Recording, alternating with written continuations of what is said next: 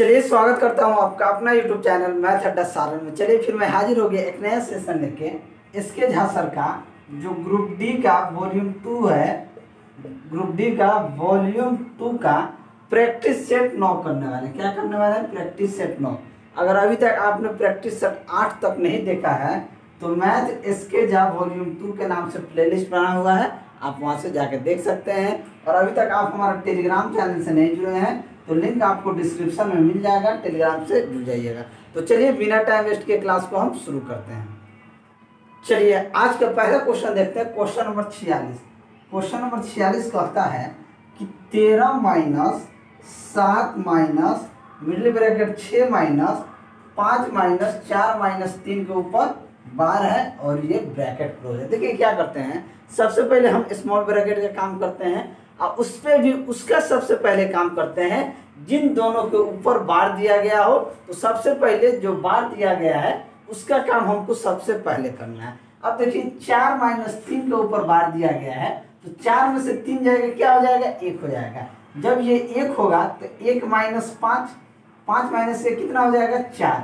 ये पोर्शन 4 हो गया, माइनस 6, ठीक है। अब 6 में से 4 जाएगा, क्या हो जाएगा? 2 हो जाएगा। 2 माइनस 7, ये क्या हो जाएगा? 7 में से 2 जाएगा, 5 हो जाएगा।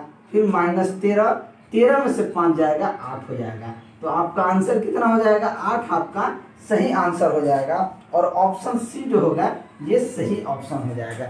वीडियो अगर आपको अच्छा लगे तो वीडियो को लाइक कीजिएगा। अगर आप हमारे चैनल पर नए हैं तो चैनल को सब्सक्राइब जरूर कीजिएगा। चलिए अगला क्वेश्चन देखते हैं, क्वेश्चन नंबर 47। क्वेश्चन नंबर 47 कहता है कि 32/243 के पावर कितना है? -4/5। ये देखिए -4/5 का मतलब होता है कि ये 1 हम कह सकते हैं 1/32 के पावर 32/243 के पावर 4/5 होगा। इसका मतलब यही होगा, ठीक है। या हम यहाँ से डायरेक्ट क्या कर देंगे, इन वाली संख्या को उलट देंगे तो ये कहाँ चला जाएगा? 243 ऊपर चला जाएगा और ये 32 नीचे आ जाएगा। तो ये क्या हो जाएगा? 4/5। क्या हो जाएगा? 4/5। अब देखिए यहाँ से 343 का मतलब होता है कि 3 के पावर 5। 3 का 9 27 81 81 243 होता है। और 32 का मतलब होता है कि 2 के पावर 5 और ये पावर में क्या है? 4/5। अब देखिए 3 के पावर 5, 2 के पावर 5, इसको हम क्या लिख सकते हैं? 3/2 के पावर 5 लिख सकते हैं। और ये पावर में क्या है? 4/5।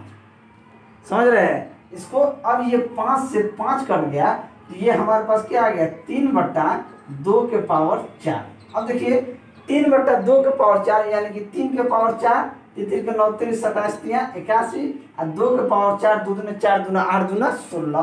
तो 81/16 क्या हो जाएगा? आपका सही आंसर हो जाएगा। तो ऑप्शन आपका कौन सही हो जाएगा? तो 81/16 यानी कि ऑप्शन डी जो होगा ये आपका सही आंसर हो जाएगा। चलिए अगला क्वेश्चन देखते हैं, क्वेश्चन नंबर 48। क्वेश्चन नंबर 48 कहता है कि रौनक के वेतन में 10% की कमी कर दी जाए और इसी कम में किए गए वेतन में 10% की वृद्धि कर दी जाए तो रौनक को कितने प्रतिशत का लाभ या हानि होगा? देखिए किसी भी वस्तु में अगर x% की वृद्धि कर दिया जाए और x% की कमी कर दिया जाए तो ऐसे केस में हमेशा क्या होता है? हमेशा आपका हानि होगा। और वो हानि होगा x²/100% की क्या हो जाएगी? कमी होगी यानी कि हानि होगी। तो 10% की वृद्धि होती है, 10% की कमी हो जाएगी। तो क्या हो जाएगा? 10 का स्क्वायर बट्टा 100 यानी कि 100/100 यानी कि 1% की क्या हो जाएगी? कमी हो जाएगी यानी कि 1% की हानि हो जाएगी। तो ऑप्शन बी क्या हो जाएगा? आपका सही आंसर हो जाएगा। चलिए अगला क्वेश्चन देखते हैं, क्वेश्चन नंबर 49। क्वेश्चन नंबर 49 कहता है कि 240 का 35% प्लस 280 का 55% बराबर 714 का क्वेश्चन मार्क यानी क्या होगा? देखिए इसका मतलब है 240 गुने 35% का मतलब होता है कि 35/100, ठीक है। अब यहाँ देखिए 280 का का मतलब गुना होता है। क्या होता है? का मतलब होता है गुना। 55% का मतलब क्या हो जाएगा? 55/100 बराबर 714 का क्वेश्चन मार्क के जगह हम x ले लेते हैं। ठीक है, अब इसको काट पीट कर लो। 5 7 35, 5 से कट गया 20 और ये कट जाएगा 1 0 से 1 0 काट दीजिए, 2 से कट जाएगा 12। ये 12 को 7 से गुना करेंगे तो क्या हो जाएगा? 12 7 84 प्लस 14 दहा ये हो जाएगा 154 बराबर 714 गुना x। अब 4 4 8, 4 4 8, 8 5 13 के 3 हाथ में 1 1 1 2, 238 का वैल्यू 714 गुना x है। तो x का वैल्यू क्या हो जाएगा? x का वैल्यू हो जाएगा 238/714, यानी ये कितना बार में? 8 3 24 का 4, ये कट जाएगा 3 बार में। 3 बार में यानी x का वैल्यू क्या आ जाएगा? 1/3 हो जाएगा। तो x का वैल्यू 1/3 यानी कि ऑप्शन ए हो जाएगा आपका सही आंसर। चलिए अगला क्वेश्चन देखते हैं, क्वेश्चन नंबर 50।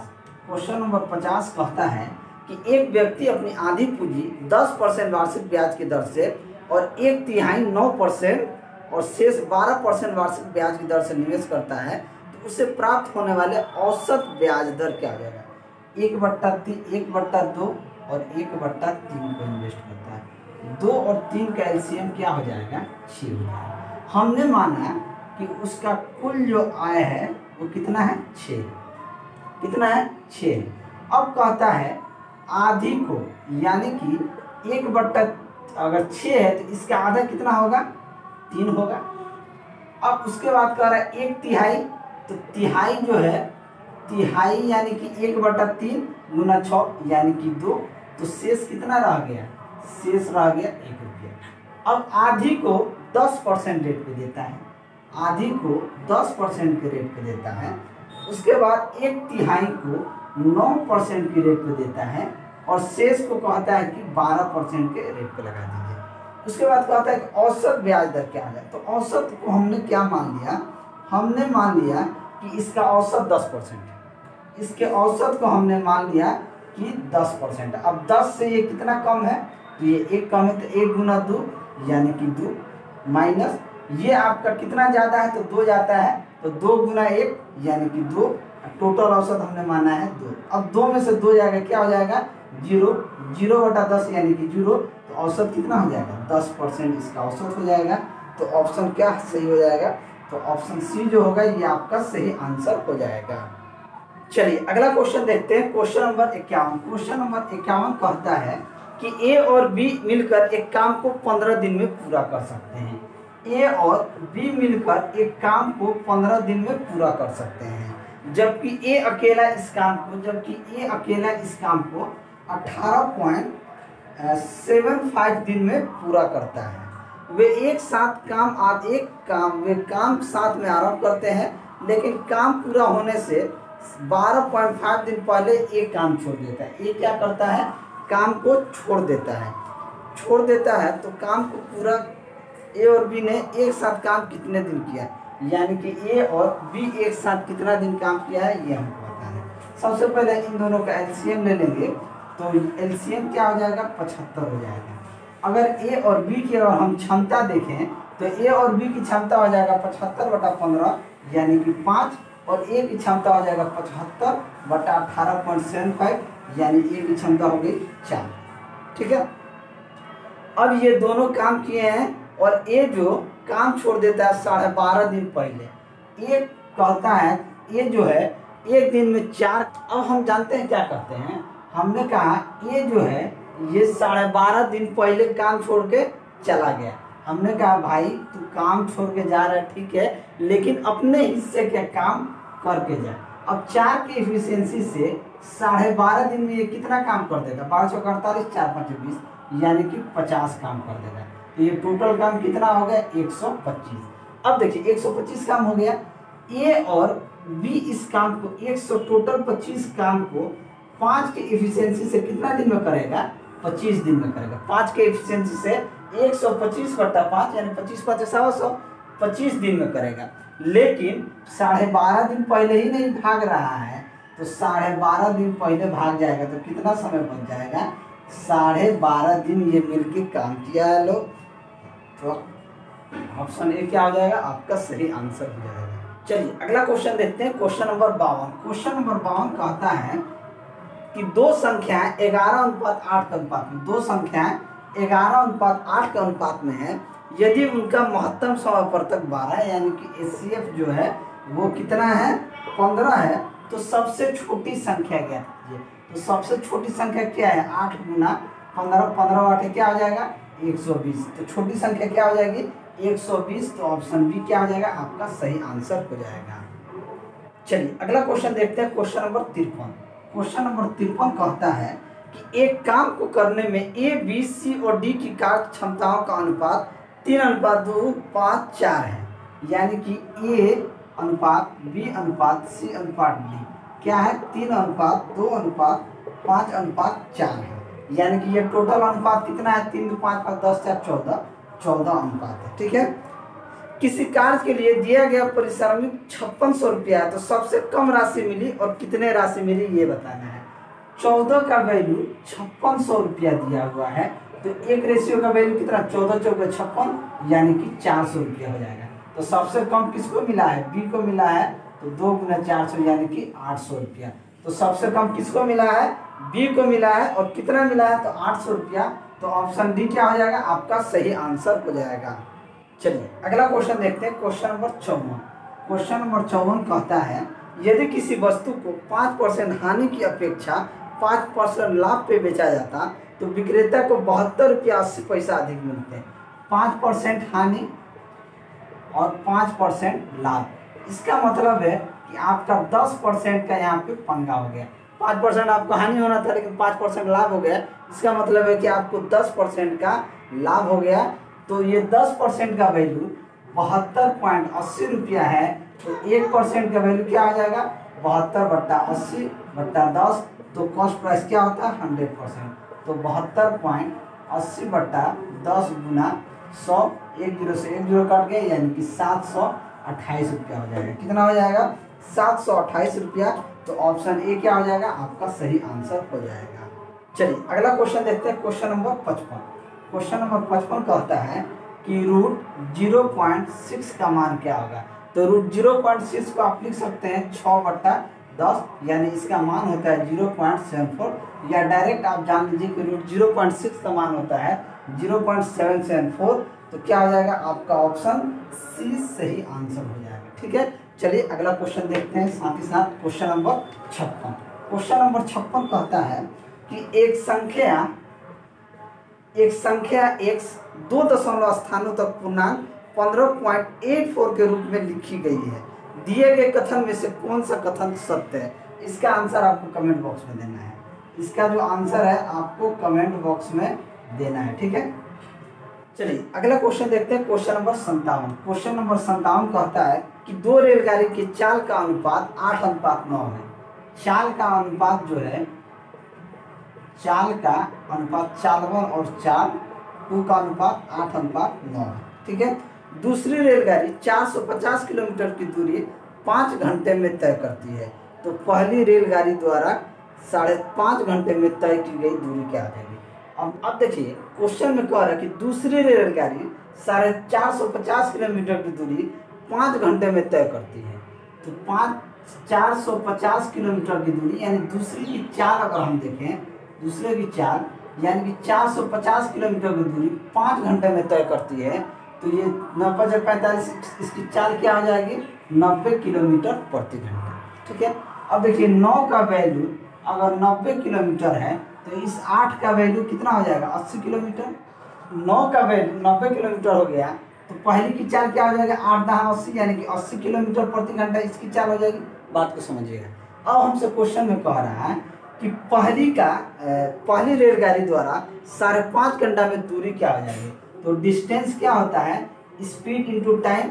स्पीड आपको कितना आ गया 80 किलोमीटर, और समय कितना है 5/2, 2 से 80 में काट दीजिए, 40 बार में 4 5 200, यानी कि दूरी कितना हो जाएगा 200 किलोमीटर दूरी हो जाएगा। तो ऑप्शन ए क्या हो जाएगा आपका सही आंसर हो जाएगा। चलिए अगला क्वेश्चन देखते हैं, क्वेश्चन नंबर 58। क्वेश्चन नंबर 58 कहता है कि विक्रेता द्वारा बेची गई पुस्तकों की संख्या निम्न तालिका में दी गई है, उसने किस महीने सबसे कम किताबें देखी। देखिए आपको पाई चार्ट दिख रहा है, सबसे कम किताब 150 बेचा है, किसमें, नवंबर में सबसे कम है। तो ऑप्शन बी क्या हो जाएगा, आपका सही आंसर हो जाएगा। बस देख के आपको आंसर देना था। चलिए अगला क्वेश्चन देखते हैं, क्वेश्चन नंबर 59। क्वेश्चन नंबर 59 कहता है कि एक थैले में 1 रुपया 50 पैसे और 25 पैसे के सिक्कों के 5:6:8 के अनुपात में है। यदि कुल राशि 240 है तो 25 पैसे के सिक्कों की संख्या क्या होगी। 1 रुपया मूल्य क्या है, मूल्य देखिए 1 रुपया 50 पैसा और 25 पैसा का सिक्का है। ये किस अनुपात में है, 5:6:8 में। देखिए अब ये संख्या है, ये संख्या है, इस अनुपात में है। अगर इसका मूल्य की संख्या देखें तो 5 रुपया, ये 5 रुपया हो जाएगा, रुपये में कन्वर्ट करेंगे तो 5×6 = 30, यानी कि ये 3 रुपया हो जाएगा। और ये 25 वाट है, कितना हो जाएगा, 2 रुपया, यानी कि 25 पैसा का 8 गो सिक्का होगा तो 2 रुपया होगा। मूल्य की संख्या, ये टोटल अनुपात किस अनुपात में आ गया, 10 रुपया। टोटल रुपया कितना दिया है, 240। 10 रुपया का वैल्यू अगर 240 दिया है तो 1 यूनिट का वैल्यू कितना हो जाएगा, 24 रुपया। अब हमसे पूछ रहा है कि 25 पैसे के सिक्कों की संख्या कितनी होगी। तो 25 पैसे के सिक्के कितना है, 8 है, तो ये हो जाएगा 24 × 8। 24 × 8 हो जाएगा, 8 चौके 32 के 2 हाथ में 3, 8 दूना 16, 3 19, यानी कि 192 25 के सिक्के होंगे। तो ऑप्शन बी क्या हो जाएगा, आपका सही आंसर हो जाएगा। चलिए अगला क्वेश्चन देखते हैं, क्वेश्चन नंबर 60। क्वेश्चन नंबर 60 कहता है कि एक समकोण त्रिभुज की आधार तथा ऊंचाई की लंबाई 8 सेंटीमीटर और 6 सेंटीमीटर हो तो इसके समकोण शीर्ष से कर्ण पर डाले गए लंब की लंबाई क्या होगी। देखिए ये समकोण त्रिभुज है, यहाँ से कर्ण लंब, ये समकोण से इस पे लंब डाला गया है, ठीक है।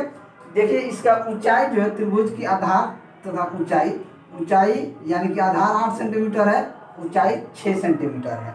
तो हमसे पूछ रहा है कि लंबाई क्या होगी। देखिए इस समकोण से इस पे डाला गया लंब जो होता है वो होता है आधार गुना लंब बट्टा कर्ण। क्या होता है, आधार गुना लंब बट्टा कर्ण। यहाँ से अगर समकोण से ये h जो होगा आधार गुना लंब बट्टा कर्ण होगा, ये 6 8 तो ये क्या हो जाएगा, 10 हो जाएगा।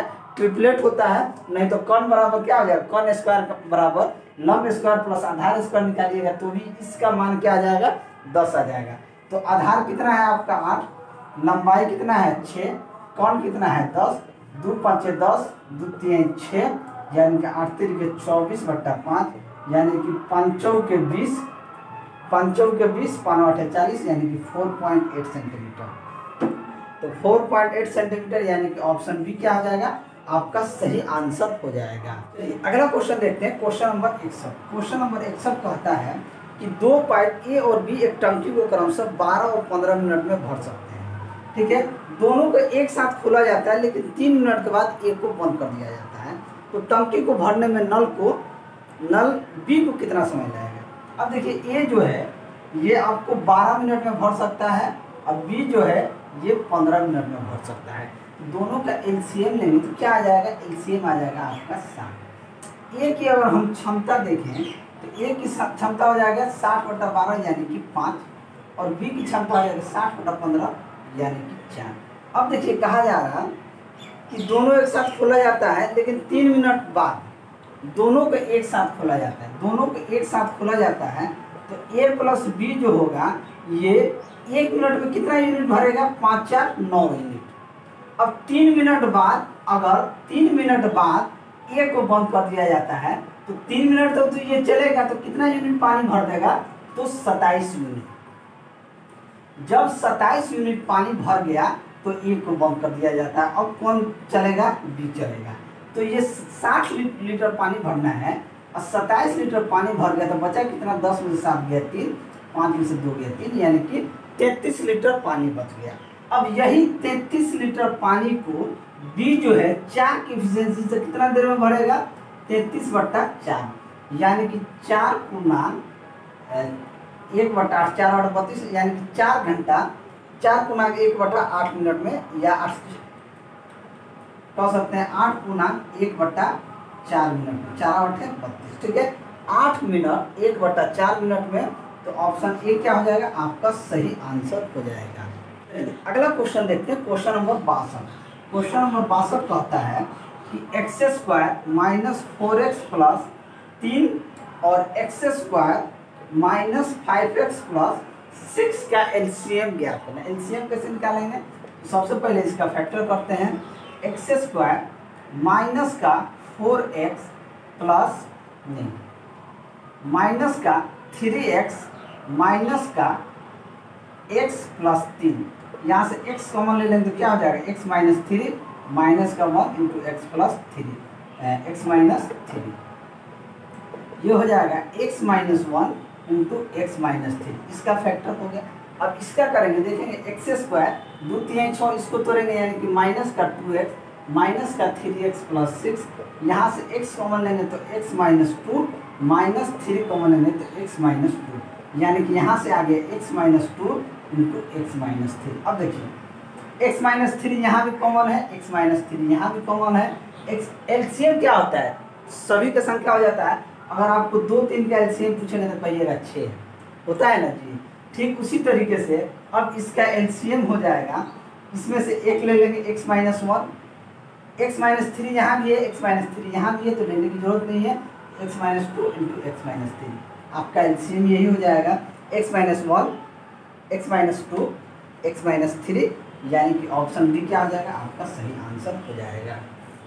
चलिए अगला क्वेश्चन देखते हैं, क्वेश्चन नंबर 63। क्वेश्चन नंबर 63 कहता है कि यदि 16 सेंटीमीटर लंबी एक जीवा अपने वृत्त के केंद्र से 15 सेंटीमीटर की दूरी पर है, उसी वृत्त की उस जीवा की लंबाई कितनी होगी जो केंद्र से 8 सेंटीमीटर की दूरी पर है। देखिए एक वृत्त, ठीक है, वृत्त का ये सेंटर है, ठीक है, वृत्त का ये सेंटर। अब मान लीजिए एक जीवा है ए बी एक जीवा यहाँ है और एक सी डी एक जीवा यहाँ है, ठीक है। ये कितना है 16 सेंटीमीटर, ये जो जीवा है 16 सेंटीमीटर। कह रहा है कि ये सेंटर से एक लंब जो है ये कितना है 8 सेंटीमीटर का है, ठीक है। दूसरा कह रहा है अपने वृत्त के केंद्र से 15 सेंटीमीटर की दूरी पर है, यहाँ से एक 15 सेंटीमीटर की दूरी पर है, ये आपका वो है, ठीक है।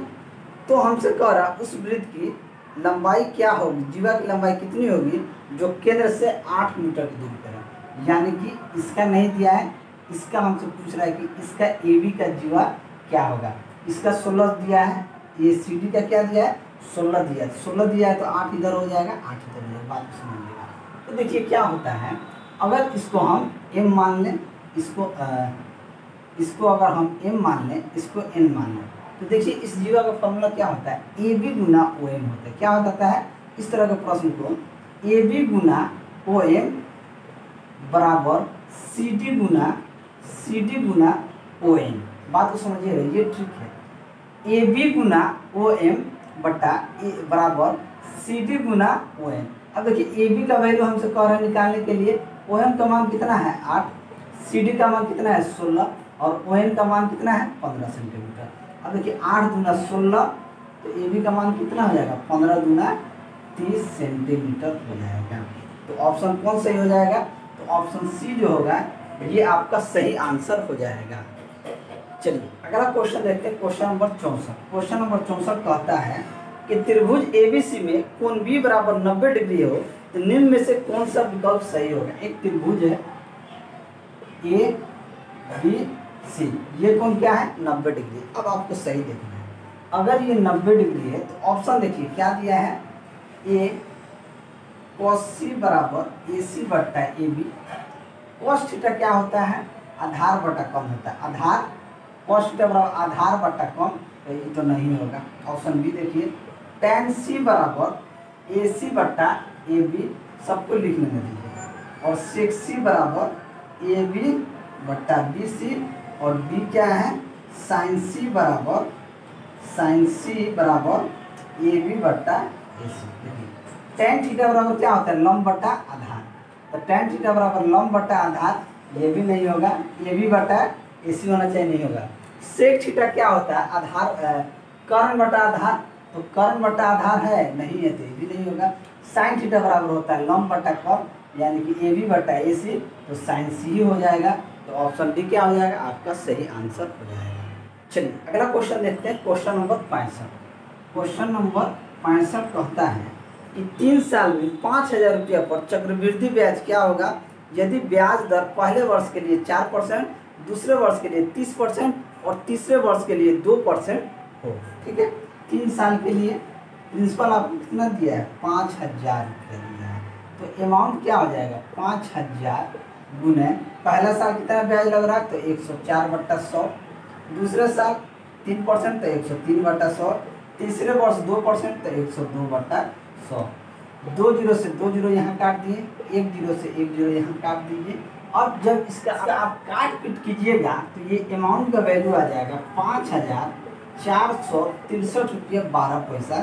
तो यहाँ से ब्याज आपका क्या आ जाएगा, 5,463 में से प्रिंसिपल घटा दीजिएगा 5,000, तो क्या आ जाएगा 463 रुपया 12 पैसा। ये आपका क्या हो जाएगा, ब्याज हो जाएगा। तो ऑप्शन बी क्या हो जाएगा, आपका सही आंसर हो जाएगा। चलिए अगला क्वेश्चन देखते हैं, क्वेश्चन नंबर 66। क्वेश्चन नंबर 66 क्या कहता है कि 2 समान बर्तन 1/3 भाग तथा 1/4 भाग दूध से भरे हैं।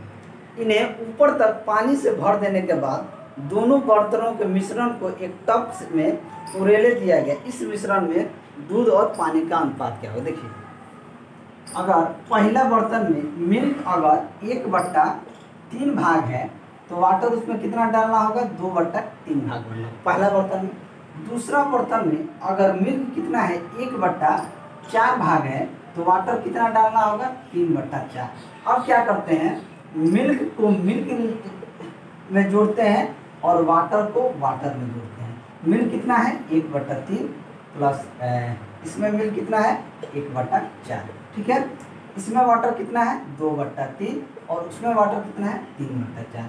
इनको जोड़ेंगे 3 4 12 से 3 चौके 12 4 और 4 3 12 3। ये क्या हो जाएगा, फिर ये भी हो जाएगा 3 4 12 3 चौके 12 4 दूनी 8 प्लस 4 3 12 3 3 9, यानी ये हो जाएगा 4 3 7/12 अनुपात 8 9 17/12। 12 12 कट गए, यानी अनुपात क्या हो जाएगा, 7/13। तो मिल्क और वाटर का जो रेशियो हो जाएगा 7/17 हो जाएगा। तो ऑप्शन बी क्या हो जाएगा, आपका सही आंसर हो जाएगा। अगला क्वेश्चन देखते हैं, क्वेश्चन नंबर 67। क्वेश्चन नंबर 67 कहता है कि 60 मीटर ऊंचे एक भवन की चोटी से एक मीनार के शीर्ष और पात के अवनमन कोण क्रमशः 30 डिग्री तथा 60 डिग्री है, तो मीनार की ऊंचाई क्या हो। ठीक है, मान लीजिए भवन की ऊंचाई है 60 मीटर, भवन की ऊंचाई। ठीक है, यहाँ से एक ये है, ठीक है, यहाँ से क्या है, भवन के बाद क्या मीनार है। अब मीनार के यहाँ से यहाँ तक आ जाएगा। यहाँ से अगर इसके इससे मिलाते हैं तो ये एंगल कितना है, 30 डिग्री है, और यहाँ से इसके पास से कितना है, 60 डिग्री। ठीक है, अब देखिए ये आपका टोटल ऊंचाई है, ये भवन की ऊंचाई कितना है, 60 मीटर। अब देखिए हम जानते हैं 30 डिग्री के सामने क्या होता है, 1 होता है। जब ये 30 डिग्री होगा तो ये पूरा एंगल कितना होगा, 60 डिग्री होगा। तो 30 डिग्री के सामने ये होगा तो 60 डिग्री के सामने क्या हो जाएगा, √3, यानी इसका मान अगर √3 होगा तो इसका भी मान क्या हो जाएगा, √3 होगा। ठीक है, अब देखिए जब ये 60 डिग्री है तो ये कितना होगा, 30 डिग्री होगा। तो 60 डिग्री के सामने ये 60 डिग्री के सामने क्या होता है, √3 होता है। बात समझिएगा, अगर इसका मान 1 आ गया, 60 डिग्री के सामने √3 होता है और 30 डिग्री के सामने क्या होता है, 1 होता है, तो ये √3 और ये √3, यानी कि √3 गुना 3 यानी कि 3। ये टोटल का मान यहाँ से यहाँ तक का मान कितना आ गया, 3 आ गया। तो इसका मान अगर 1 है तो इसका मान कितना होगा, 2 होगा। अब देखिए 3 रेशियो का मान अगर 60 मीटर है तो 1 रेशियो का मान कितना आ जाएगा, 20 मीटर। तो हमको इसकी ऊंचाई ज्ञात करना चाहिए, कितना है, 2 है, तो 2 रेशियो का मान हो जाएगा 2 गुना 20 यानी कि 40 मीटर। यानी कि यहाँ से यहाँ तक का ऊंचाई क्या हो जाएगा, 40 मीटर हो जाएगा। तो ऑप्शन बी क्या हो जाएगा, आपका सही आंसर हो जाएगा। चलिए अगला क्वेश्चन देखते हैं, क्वेश्चन नंबर 68। क्वेश्चन नंबर 68 कहता है कि 2 सिक्कों को एक साथ उछालने पर कम से कम एक चित आने की प्रायिकता क्या होगी। देखिए जब 2 सिक्का उछाला जाता है प्रायिकता क्या होती है, प्रायिकता जो होती है 100/2 टोटल संख्या, शर्त बटा टोटल संख्या जो होता है ये प्रायिकता होती है। दो सिक्का को उछालने का तरीका क्या होता है, उसका टोटल प्रायिकता क्या हो जाएगा, 2 का स्क्वायर यानी कि 4। तीन सिक्का उछालिएगा तो 2 का क्यूब, यानी कि n सिक्का उछालिएगा तो n स्क्वायर, ठीक है। 2 सिक्का उछालिएगा, ठीक है। अब देखिए 2 सिक्का उछालिएगा तो मान लीजिए एक पे हेड आ सकता है, एक पे टेल आ सकता है, दूसरे पे टेल आ सकता है, तीसरे पे टेल आ सकता है। 2 सिक्का उछाल रहे हैं तो तरीका, एक पे हेड आ सकता है, एक पे टेल आ सकता है, या एक पे टेल आ सकता है, दूसरा पे हेड आ सकता है, या दोनों पे हेड आ सकता है, या दोनों पे टेल आ सकता है। यही प्रायिकता, यही 4 टोटल प्रायिकता होगी। जब 2 सिक्का को आप उछालिएगा तो एक बार हेड आ सकता है, एक बार टेल आ सकता है, या एक पे टेल आ सकता है, दूसरे पे हेड आ सकता है, या दोनों पे हेड आ सकता है, या दोनों पे टेल आ सकता है। अब हमसे पूछा गया है कि टेल आने की प्रायिकता क्या होगी। अब देखिए टेल आने की प्रायिकता क्या है, 1 2 3, तो शर्त क्या हो जाएगा 3, टोटल संख्या कितनी है 4, तो प्रायिकता क्या हो जाएगी टेल आने का 3/4। तो ऑप्शन डी क्या हो जाएगा, आपका सही आंसर हो जाएगा। चलिए अगला क्वेश्चन देखते हैं, क्वेश्चन नंबर 69। क्वेश्चन नंबर 69 कहता है कि 6 वर्ष पूर्व आलोक तथा अमन की आयु का अनुपात जो होगा वो 6:5 होगा, तथा 4 वर्ष बाद इनकी आयु का अनुपात जो होगा वो 11:10 होगा। तो अमन की वर्तमान आयु क्या होगी। देखिए 6 वर्ष पूर्व की बात करें तो क्या है, आलोक और अमन का जो अनुपात है वो कितना अनुपात है, 6:5 है। 4 वर्ष बाद जो कह रहा है, 4 वर्ष बाद जो अनुपात है वो 11:10 है। बात को समझिए, एक चीज देखिए, 6 वर्ष पहले 4 वर्ष बाद, इन दोनों के बीच में कितना साल का गैप है, यानी कि 10 साल का गैप है, यानी कि हम यहाँ लिख देंगे प्लस 10 साल का गैप है। अब इसको इससे गुना करेंगे, इसको इससे गुना करेंगे, 10 × 60 माइनस 11 × 5 = 55, यानी 5 रेशियो, यानी 5 का वैल्यू कितना है, 10 × 100, 11 × 110 यानी कि 10। तो 1 रेशियो का वैल्यू क्या आ जाएगा, 2। तो आलोक का अगर वर्तमान उम्र देखें, 6 वर्ष पहले का उम्र देखें, तो ये कितना हो जाएगा, 6 दूनी 12, और अमन का कितना हो जाएगा, इसमें 2 से गुना करेंगे तो 10। तो ये तो 6 वर्ष पहले का उम्र है, तो 6 वर्ष बाद का उम्र क्या हो जाएगा, तो 6 इसमें जोड़ देंगे तो 12 × 6 18 साल का हो जाएगा, और ये 16 साल का हो जाएगा। तो अमन का उम्र पूछ रहा है, तो अमन का उम्र कितना हो जाएगा, 16 साल हो जाएगा। तो ऑप्शन ए क्या हो जाएगा, आपका सही आंसर हो जाएगा। अगला क्वेश्चन देखते हैं, क्वेश्चन नंबर 70, और ये अंतिम क्वेश्चन है। क्वेश्चन कह रहा है कि थोड़ा सा इंक इसका खत्म हो गया है। क्वेश्चन नंबर 70 कह रहा है, एक भिन्न का हर उसके अंश से 3 अधिक है, यदि अंश में 7 जोड़ दें और हर में से 2 घटा दें तो नई भिन्न 2 के बराबर हो जाएगी, तो वो भिन्न क्या होगी। अब मान लीजिए भिन्न हमने मान लिया एक संख्या x है, अंश को x मान लिए, ठीक है। तो हर में क्या कहता है कि 3 जोड़ दें, तो x + 3 हो गया, ठीक है। उसके अंश से 3 अधिक है, तो अंश अगर x है तो हर क्या हो जाएगा, x + 3 हो जाएगा, ठीक है। फिर कह रहा है यदि अंश में 7 जोड़ दें, अंश में अगर 7 जोड़ दें और हर में से 2 घटा दें, यानी कि x + 3 - 2 घटा दें, तो वो भिन्न हो जाएगा 2 के बराबर। अब देखिए x + 7 बटा x में से 3 घटा x + 1 बराबर 2, तो x + 7 बराबर, ये इधर जाके क्या हो जाएगा, गुना हो जाएगा, तो क्या हो जाएगा 2x + 2। अब x को उधर भेजेंगे 2 को, तो यानी कि 2x - x बराबर 7 - 2, तो x का मान क्या आ गया, 5 आ गया। जब x का मान 5 आ गया तो हमारे पास भिन्न तो ये था ना, भिन्न ये था, तो क्या हो जाएगा 5/5 + 3 यानी कि 5/8। भिन्न क्या हो जाएगा 5/8। तो ऑप्शन डी क्या हो जाएगा, आपका सही आंसर हो जाएगा।